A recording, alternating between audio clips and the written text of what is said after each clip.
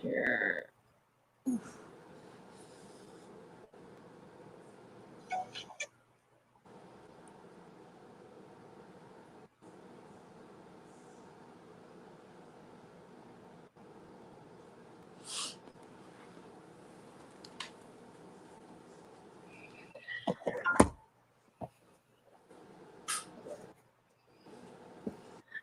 Good morning, everyone. This is Hobby with Happy Strong You, and I lost Brittany for a second, but she's back. The ghost. Had to fix my lighting situation. It's all good. So this morning I got my awesome teammate and friend, and I was her bridesmaid at her wedding, which was cool. One of the coolest weddings I was at. So we have Brittany Honeybee Bley. So tell us how you end up getting your nickname from me. Oh my God. Okay. So I was on a road trip down to Florida, and a bee flew into the car, and it like landed on my crotch, and I started freaking out. And naturally, my reaction to get this bee off my crotch was to start doing jujitsu. I started inverting. I started inverting in the car to try to get the bee up closer to the window.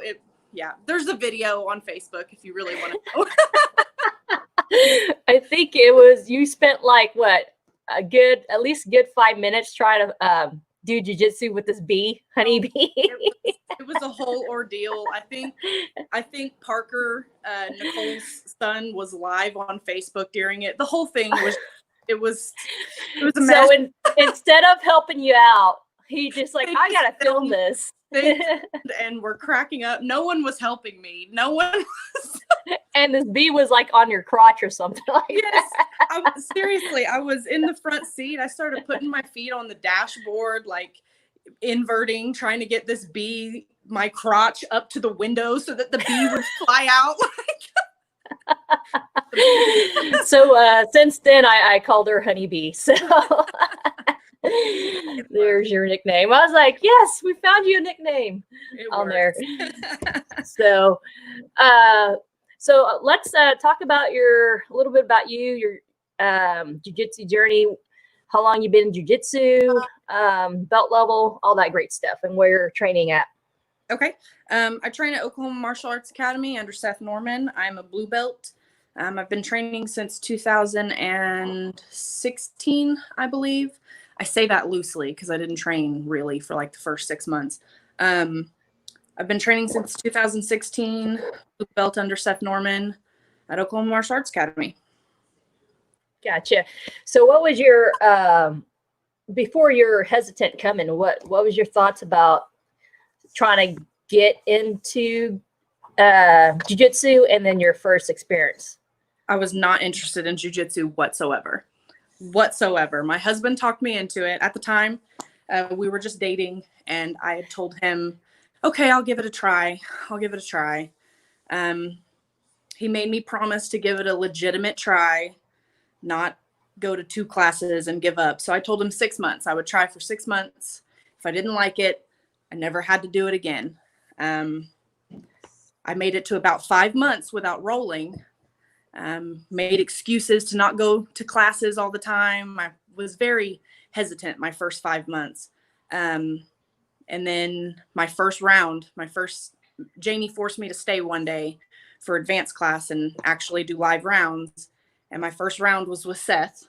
And I don't know, I was hooked. Ever since then. And, I went kind of crazy for the next year and trained like 8 days a week. That doesn't make any sense, but that's how often I was training. So you went from not wanting to do jiu-jitsu to being addicted to jiu-jitsu. In that first 5 months, I kept telling myself, I got 3 more months left. I got 2 more months left. And then I never have to do this again. I was only doing it to appease my husband and tell him, hey, I gave it a legitimate try. It's for you. It's not for me. And as soon as I rolled for the first time, I realized, oh, it is for me. I actually kind of like this. That's awesome. So tell us about your blue belt right now. like your white belt days. What was that like for you? I honestly, I loved my white belt days. I enjoyed that struggle. In my white belt days is when I lost the majority of my weight. I went from, when I first started jiu-jitsu, I was 240 pounds. I decided I was going to, after I rolled for the first time, I decided I was going to compete in my first tournament. And the way the AGF has their weight classes set up, I was going to do the 180 weight class because I didn't want to do 81 and up. I was terrified of it. So I got down to 180 pounds. I was looking good. I post. I'm pulling up this picture right here, and here's you at 240 pounds. It says wearing the Raging Panda. You got the Raging Panda on you. Always. and then 180 pounds. So right. I got down to 180 pounds. Cause like I said, once I started rolling, I went crazy. I was training, anywhere from 8 to 14 sessions a week. Cause I was doing 2 a day. Sometimes I was, I went nutso. And I loved it. And I got all my weight off. Now the weight's come back, but we'll talk about that later. But I loved it. I loved my white belt days. There was so much growth from that 6-month mark where I first started rolling my first roll with Seth to the 1 year mark when I got my blue belt at 1 year and 1 week into my jiu-jitsu journey. So in that short amount of time, from the time that I actually started rolling to when I got my blue belt, there was so much growth. Gotcha. So one of the things that when I started rolling with you,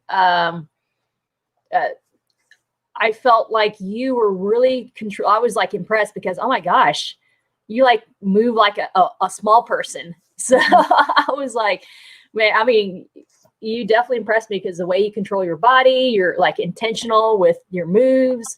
You're not like flouncing all over the place. And so, is that something you're naturally, just your natural personality, or what made you decide to roll in that manner? I don't know. I guess it's natural, I suppose. I'm a Virgo, so I overanalyze everything. I'm a Virgo also, so that's probably why. I'm a Virgo, so I overanalyze everything, and I think that translates into my jiu-jitsu because you've actually told me before that you can see me like wheels spinning, thinking of what to do before I do it. So yeah, that overanalyzing definitely transitions into my jiu-jitsu because I think very hard about things before I do it because I don't want to end up in a worse position than I'm already at. Gotcha. So, what would you say is how do you learn jiu-jitsu? What are some of the things, main focus that it could be maybe something that you thought of during the white belt days to help you through your white belt days, and then also your blue belt days? What are some of the things that's helping you learn jiu-jitsu? I'm a hands-on learner. I have tried doing like solo drills, and I've tried watching technique videos and all that kind of stuff, but I'm a hands-on learner. Drilling helps a lot, but for me, it's live rounds. The more live rounds that I get, the more I figure out. And I can drill a move 10,000 times, but if I can't try to do it going live, I'll never get it. I'm a hands-on learner. I got to figure it out in the moment. Yeah, that's definitely good to know because I think that's the reason why I like to ask and pick people's brains because when you say that, and because we both coach, and so it helps us understand what are some of the students, how they process information, how they learn, and so that right there is definitely helpful in understanding how students learn and practitioners learn themselves. That's pretty cool. I'm a hands-on learner, but I'm also a hands-on teacher. Like when I coach, if somebody's got a question, it's easier for me to be like, okay, move out of the way. Let me figure this out with my body, and then I can tell you. You know. Gotcha. We actually right now, before COVID, and then hopefully everything starts to settle back in. Right. We have like all women teaching adult classes, you know, with the exception of Seth and Mikey, and then how in the world men teaching kids class, and along with how'd that work? Well, because it's Randy Ray and Kevin. If you don't know them, they're very good with kids. No, it's pretty cool, and I guess you can call us Seth Charlie's Angels. There you go. If you're listening, Coach Seth, happy Father's Day. Yeah, and it was his birthday too. So on that, so let's talk about a little bit about your. And I mentioned it, especially during. I've been observant within the jiu-jitsu community for ladies who have struggled with their weight and body image within the jiu-jitsu journey. So before you started, where was your thoughts before you started jiu-jitsu? You know, how were you growing up? If you had weight issues growing up to during the jiu-jitsu process, kind of where you're at right now. Okay. So as far as my weight, my body image, all that kind of stuff, I've struggled with it my whole life. Probably from the age of 15 is when I started, you know, I wasn't really putting on weight, but in my head I was. I started having self-esteem issues and, you know, thinking I was worse off than I was and all that when I was about 15. And that kind of, for the next 7-8 years, translated into yo-yo diets, and the number on the scale was a real important thing to me, even though it shouldn't have been. And it created a really bad relationship with food and what food was to me. It wasn't fuel anymore. It was either something good or something bad, depending on what I was eating. There was no in between. There was no middle ground. So I've struggled with weight my whole life. And before I started jiu-jitsu, what that number on the scale was, to me, defined my worth.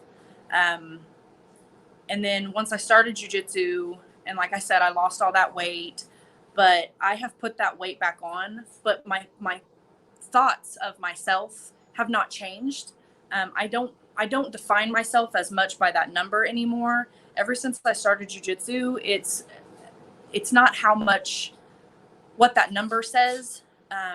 I've learned what my body's capable of and what my body can do, and all the beautiful things that come with that, whether there's weight behind it or not. My body, that number isn't as big of a deal to me anymore. I'm going to tell you right now, like I said, I started at 240 pounds. I got down to 180. I'm back up to about 230. But it doesn't bother me. I'm happy with what my body's capable of. Would I like to lose that weight? Absolutely. I'm female, and you know, we'd all like to look better. But I know that what's behind that number is skill and strength and all kinds of stuff that before jiu-jitsu I never would have saw, you know? Yeah, that's definitely, that's an awesome mindset to have, because for me, when I talk to my clients, the first thing is having that mental health is the biggest thing, because you never know, especially during times that just throws curveballs at you, and we're going to have different versions of ourselves throughout our stages of life. And so having that strong mindset is the biggest thing, I think, in having you to be able to overcome a lot of, because if we, and correct me if I'm wrong, I go through some of my stages myself. If we get so caught up with, me being all injured and stuff like that, we get so caught up with our weight, our injuries, anything like that, we miss out on the little moments in life that we could be like in our deathbeds and we like miss out on, oh my gosh, I wish I could have, been more grateful for that little bit of moment with your daughter or whatever, that you miss out because we get so consumed about, the number on the scale on that. So I've been working really hard lately, and I've had many conversations with my wonderful husband about it. I am currently trying to, like I said, I've struggled with food. Food has been I've always been active. Even as a child, I played basketball. I did cheerleading for a little bit. Like, I've always been active. That was never the issue. It's always been my relationship with food. And I've been talking to my husband for the last couple weeks that it's not so much about me wanting to lose weight. Yes, I would like to lose weight because I want to compete again. I want to continue to compete. But it's more, I want to build a healthy relationship with food. I've never had a healthy relationship with food. And I want to get to where food isn't, like I said a minute ago, it isn't, okay, protein, vegetables, fruit, those are good, everything else is bad. I want to get to where I know my body, I know what I can have, what's good for me, what fuels me, stuff like that. Gotcha. Cool. And I pulled up your husband. How long you guys been married to Sean? We're coming up on 2 years marriage, 5 years together. Awesome. Congratulations on that. This is like one of the best picks right here, I think. He's the only reason I'm doing jiu-jitsu, so. For sure. So talk about let's shift gears a little bit. You've competed before, correct? Yes. So talk about your competition times when you first started competing. How were you mentally? Whew, okay. My first competition, oh man, I don't think I've ever been more nervous for something in my life. Like I said, that was when I lost all that weight. I got down to 180. I went in there with the mindset of, I don't know any jiu-jitsu. Surely I'm going to get out there and my brain's just going to go blank and I'm not going to remember anything. And you were there. I went out there and I kind of kicked butt and I was so proud of myself. Yep. And no, it's so nerve-wracking. It is so nerve-wracking. And anyone that competes, there's the whole mental aspect to competing, that it's not just getting to a certain weight and drilling the moves a certain time, but like, man, believing in yourself is something that has a real effect on it. My first tournament as a blue belt, I made the mistake, and I will never do this again. I made the mistake of looking up my competitors, and I got in my head so bad about the list of competitors. I was like, oh my gosh, well, this person's a MMA fighter and this person's been a blue belt for 4 years, whereas I just got my blue belt a month ago. I got in my head so bad, and I ended up getting, it wasn't good. I got just held down and I wasn't trying real hard. And when I look back on it, had I had a different mindset going into it, I know for a fact that I could have won. I could have came out of it with a different result. But because I got in my head, oh man, you have to believe in yourself when you compete, or you shouldn't step on those mats. Well, I mean, you definitely at least got your first competition jitters out. And what'd you learn from that? And how were you able to do next time, your next competition? Every competition I've only had a couple. I think I've only competed 3 times. My first competition, like I said, I did really good. And I think that kind of I didn't really have a whole lot of confidence in myself that first competition, but I did really good. So when I went into the second competition, my first competition as a blue belt, I again didn't have a whole lot of confidence in myself, and I was like, oh, I'll be okay. I didn't have confidence in myself the first time, and I ended up getting gold and silver. And so was that where you got your arm bar? Yeah, that's the arm bar off the triangle. Gotcha. And so when I went into my second one, I was like, okay, I'll be okay, but got in my own head, did really bad. So when I went into my third one, I went in with the mindset that I can do this. Win or lose, I know what I'm doing out there. I know that I have the skill set because Seth and Janie have made sure that I know everything I need to know to prepare myself to get out there and do this. So I went into that third one with that mindset, and I won a couple and I lost a couple, but I was more prepared for how I was going to feel afterwards, less beating up on myself, more. I was more proud of myself and content with my performance. Yeah, that's definitely what jiu-jitsu can do to you. It can definitely translate over in life as far as mindset. Definitely humble our egos in a way. Yeah. So yeah, and then it helps us, like, man, if we've been in bad positions, bad spots, especially during hard battles of sparring, and you're like, nothing compares to all that. No, I can remember a specific moment in my first tournament where I had my opponent in mount, and I got nervous because when I get mounted, or at least back then, when I would get mounted, it was like I just completely gave up. Like I knew how to get out of mount. I knew how, but it's in the moment, it's like my brain shut off, like, oh, well, there you go. You're screwed now. So I remember having that thought process of, okay, I've had Julia mount me, and I've gotten out from underneath Julia's mount. I can get out from underneath here. Like, you're fine, Brittany. You know, I've been in a lot worse positions. Yeah. So. It's funny because you bring that up, because I've been in, because I was stuck in a triangle in my white belt days, one of my first matches. And I thought to myself, this is not Janie's triangle. Right. Janie's triangle, I'm fine. I was like, this is not, I was like, I've been to Spider Guard. Yeah. Every time I get in somebody's, even in pans, I was caught in triangle positions over and over and over again in pans.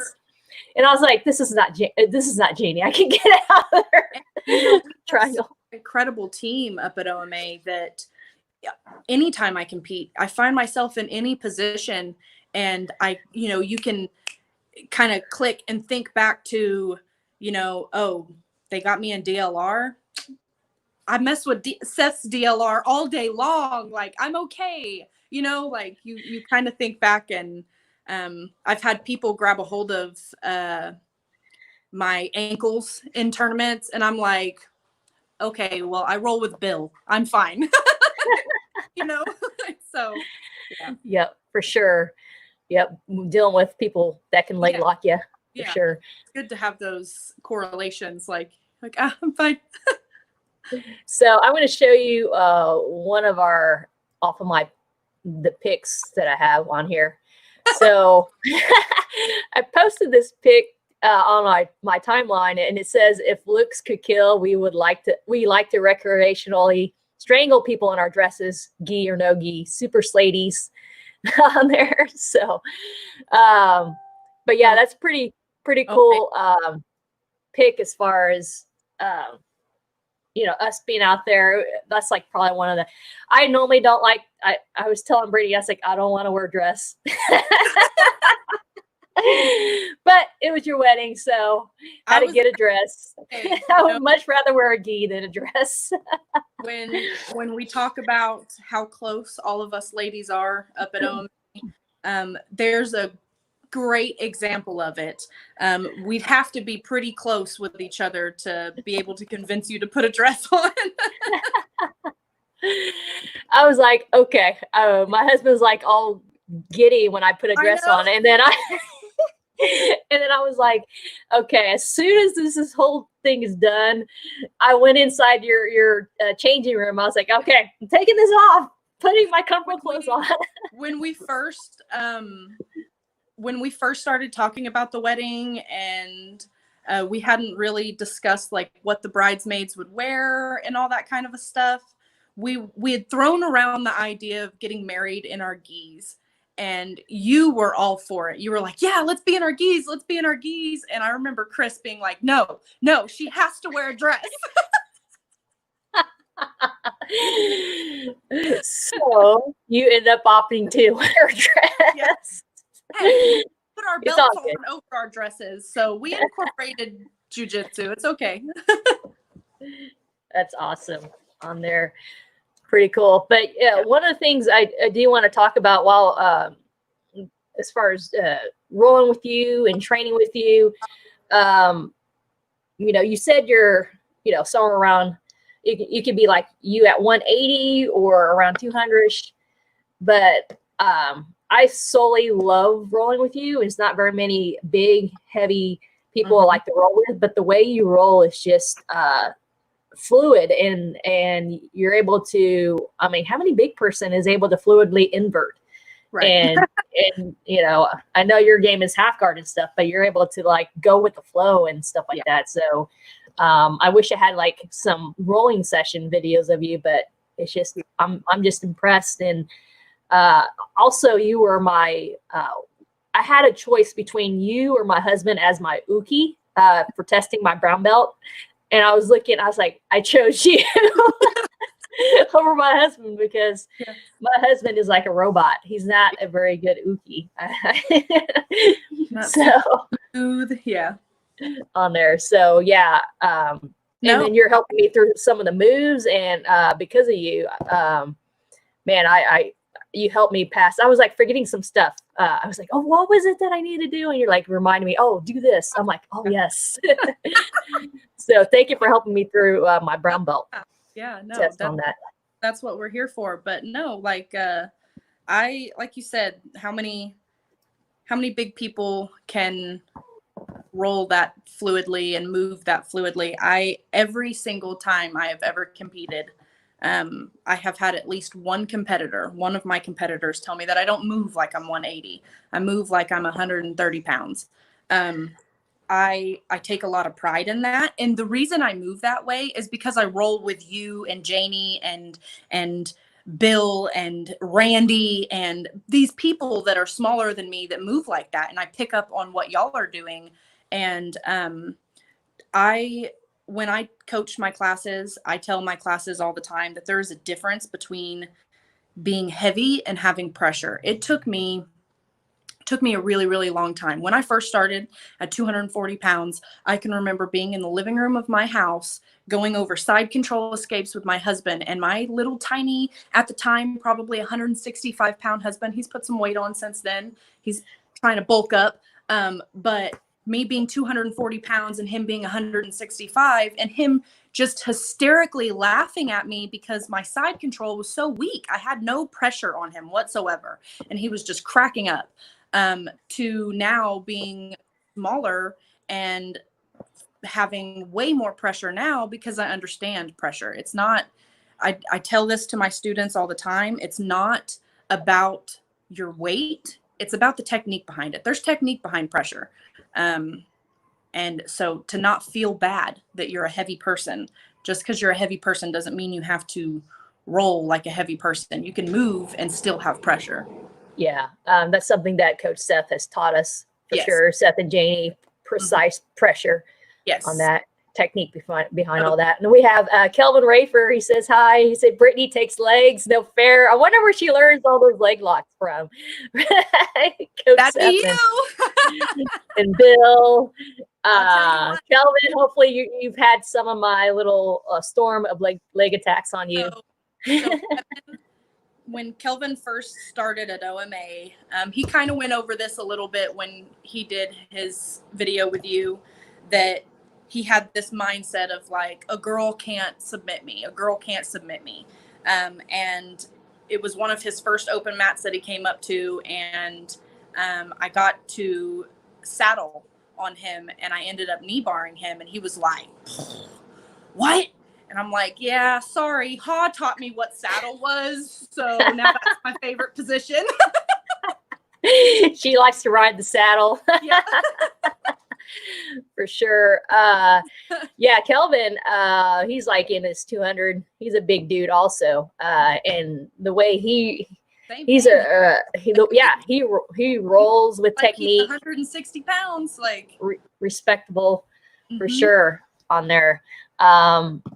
And congrats to him. Actually, we just have a baby. Yes. Kelvin and Jesse. So congrats to you guys.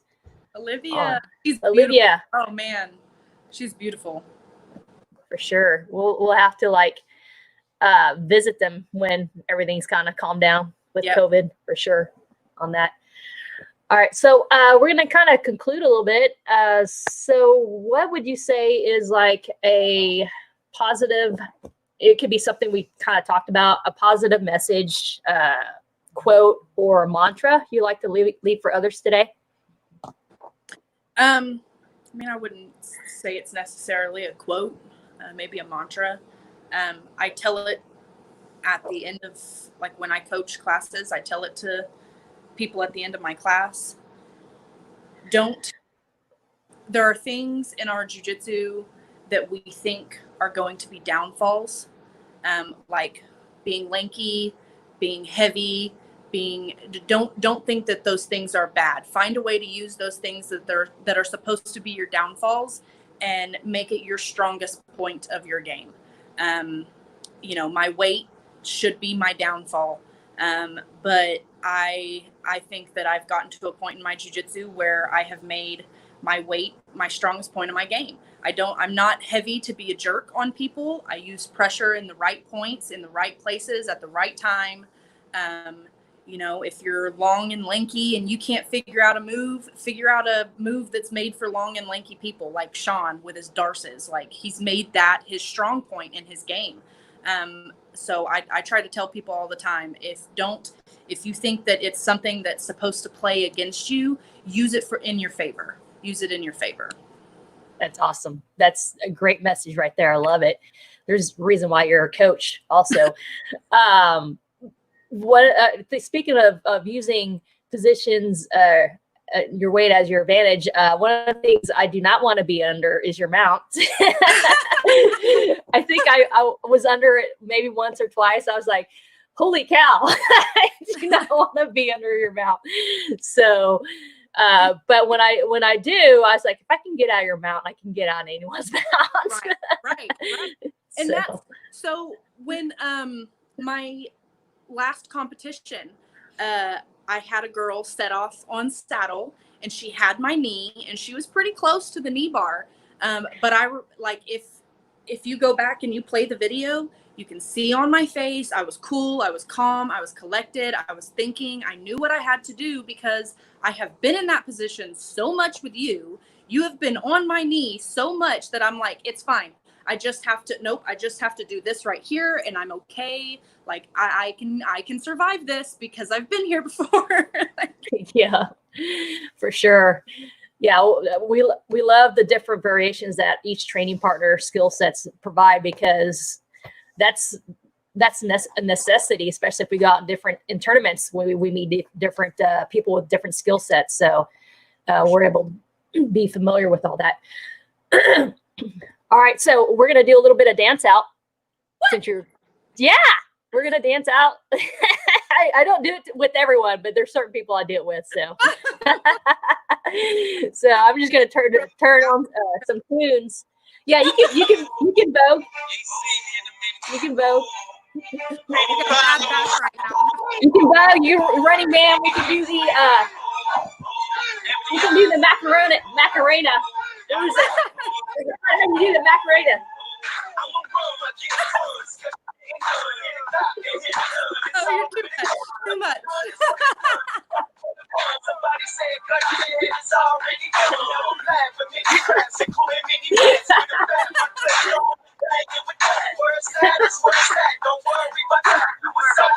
That's funny. Well, All right, Brittany. Love you, girl. Hopefully to see you soon. yes. Back on the mats.